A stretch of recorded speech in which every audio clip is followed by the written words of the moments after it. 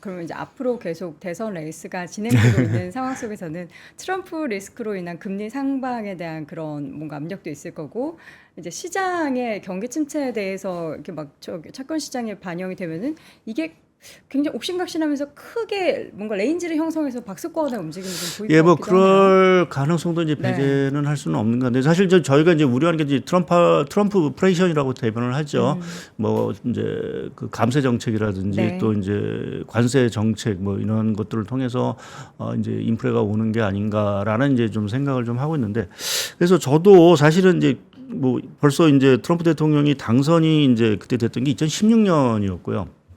그래서 벌써 8년 가까이 이제 이전 일이라서 좀 저도 좀 가물가물해서 좀 자료를 좀 찾아봤는데 당시에 사실은 조금 저희가 좀 주목을 해야 될 부분들이 하나 좀 있는데 좀 네. 제가 차트를 좀 준비했는데요. 이게 이제 2016년 11월 이제 미 대선이 이제 직후에 나서 이제 미국의 10년물 국채 한 1년 동안에 제가 금리를 이제 국채 금리하고 이제 미국의 기준금리를 그려놨는데 중요한 거는 사실은 이제 트럼프 대통령 당선이 되고 나서 금리는 사실은 그렇게 큰 변동은 없었습니다.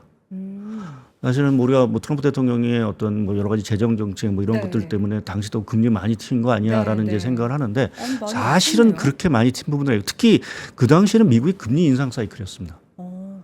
그러니까 트럼프 대통령이 당선이 되고 공교롭게 그때부터 2019년 8월에 금리 인하하기 전까지 미국은 200bp의 금리를 인상을 했습니다. 그러니까 그때 미국 경기가 상당히 좋았죠. 네. 예, 그러면서 이제 올랐음에도 불구하고 미국의 국채 금리 자체는 상당히 안정세를 좀 보였다라는 부분이 상당히 특이한 부분들인 것 같고요. 그러니까 근데 우리가 왜 다 일반적으로 시장에서는 일반적으로 생각하는 거하고는 금리가 조금 다 올라가고 뭐 예. 지금 앞으로 뭐 인하는커녕 트럼프 당선이 5번 올린다 뭐 이런 얘기를 하는 게 의미가 없네요. 지금 과거 데이터로 보면. 이제 거기에 이제 하나 이제 그러니까 그때는 물가가 상당히 안정적이었다라는 게 좀 중요한 물가 키가 수준이시구나. 물가가 상당히 안정적이었다라는 게 키고요. 그래서 물론 이제 앞으로 이제 트럼프 대통령 어떠한 정책이라든지 어떠한 이제 기조를 필 건지에 따라서 뭐 흐름은 다르긴 하겠지만 우리가 뭐 그냥 과거의 어떤 사례를 생각해 보면 그 당시 미 연준이 금리를 인상했음에도 불구하고 미국의 국채 금리 자체는 상당히 안정세를 보였다. 근데 이번 같은 경우는 오히려 금리 인상보다는 사실 인하 쪽이 더 가능성이 크다라는 쪽에서 보게 되면 물론 트럼프발 어떤 채권 시장의 동요 뭐 더구나 이제 그동안 이제 저희가 그 팬데믹을 거치는 과정 속에서 미국의 재정 부담이 워낙 커졌기 때문에 여기서 이제 재정을 더 뭔가 늘린다라는 부분 자체는 당연히 국채 수급 쪽에서 악영향을 미치기 때문에 네. 이 뭐 변동성 자체는 커질 수 있긴 하지만 무턱대고 사실은 트럼프 대통령이 당선이 됐다라고 해서 뭐가 금리가 올라가고 하는 이러한 것들은 과거 사례를 보면 그렇게 뚜렷하진 않았다라는 부분을 조금 말씀을 좀 드릴 수 있을 것 같습니다. 네.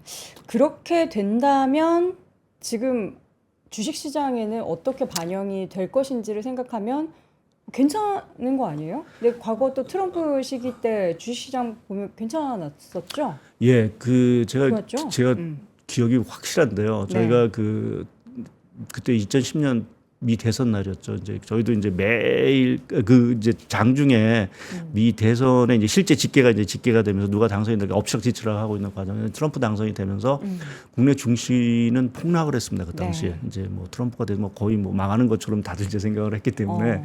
폭락을 했는데 이제 당장 뉴욕장을 열어봤더니 뉴욕장은 이제 화답을 하면서 이제 랠리를 펼친 거죠.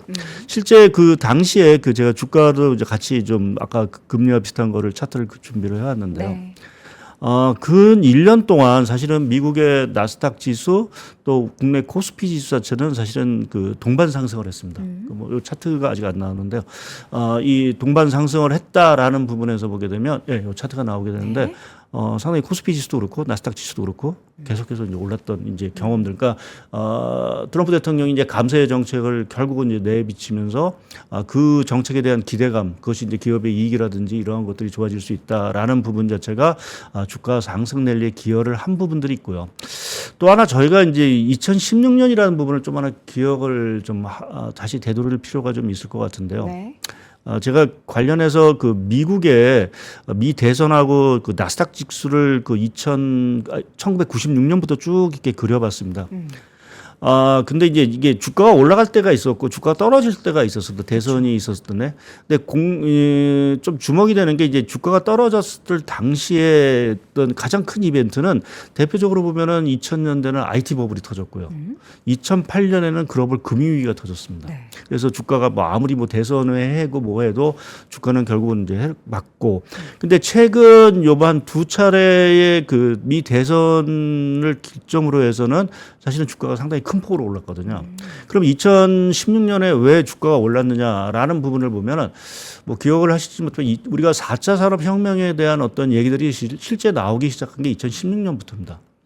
그래서 뭐 반도체 붐이 사실은 일어났고요. 특히 이제 중국이 제조업 2020을 이제 펼치면서 미국을 따라잡겠다. 그래서 반도체 굵기 정책도 사실은 그때 내려치면서 그때 상당히 이제 반도체 우리나라에서 반도체 수출이 그때 역대 최대의 어떤 그 빅사이클을 사실은 기록했던 게 2016년 17년이었습니다. 네.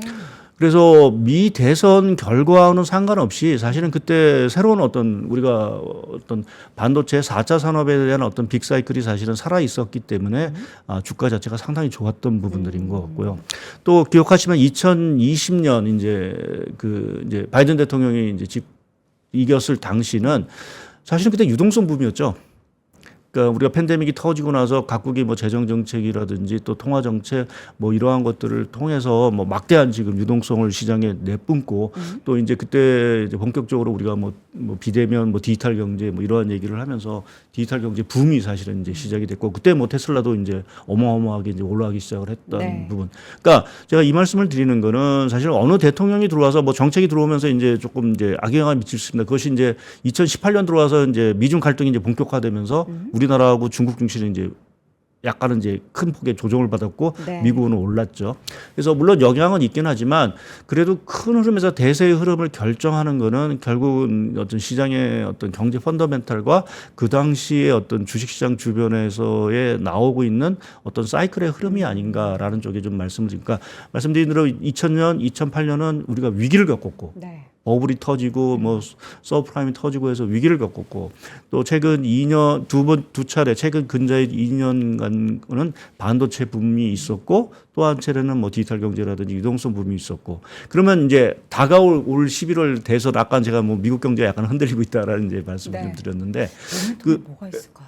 그 과정에서 지금 살아있는 거는 사실은 지금 AI 사이클 자체가 아직은 살아있다라는 부분 자체가 중요한 부분들이죠. 그래서 이 AI 사이클 자체에 대한 부분, 뭐 AI 사이클을 포함해서 여러 가지 기술 혁신 사이클 자체가 뭐 단순하게 어떤 뭐 일시적인 어떤 현상이 아니라 이게 추세적으로 계속 갈 수 있는 어떤 큰 사이클이라고 한다라고 하면 뭐 트럼프 대통령이 당선되든 바이든 대통령이 당선되든 뭐 그거는 사실은 주식시장 자체에 큰 상관없이 좀 갈 수 있는 왜냐하면 경기 자체가 그렇게 되면 뭐 침체라든지 이런 것들을 뭐 겪지 않고 뭐 완만한 뭐 소프트 랜딩 이후에 다시 한번 성장을 좀 할 수 있는 부분들이 있어서 그러한 부분에서 상당히 중요한 부분들인 것 같고요.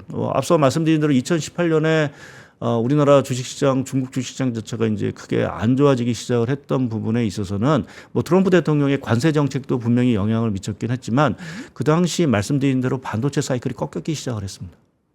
그 영향 자체가 사실은 국내 증시라든지 중국 증시 또 중국 경제도 상당히 좀 부담을 줬다라는 측면에서 네. 제가 조금 이 11월 대선 뭐 누가 당선이 될지는 뭐 저희가 조금 열어봐야 되는 부분들이긴 하지만 중요한 거는 그 당시에 미국의 어떤 경제 상황들 또 뭐 지금 연준의 어떤 정책 기조 특히 이제 물가라든지 이러한 것들을 기반으로 해서 과연 이제 금리를 내리고 또 그것을 통해서 미국 경제 소프트 랜딩을 하느냐라는 부분하고 결국 지금 우리가 뭐 계속 각광을 주목하고 있는 뭐 매그니피트 세븐이라든지 뭐 이러한 어떤 새로운 기술 혁신 사이클 자체의 어떤 동력 자체가 계속 유지되느냐라는 부분 자체가 어찌 보면 더 중요한 어떤 사항들이 아닌가 저는 좀 생각을 좀 하고 있습니다. 박근영, 이선영, 사경인, 염승환 투자 마스터들의 세심한 케어로 건강한 투자 습관을 만드세요.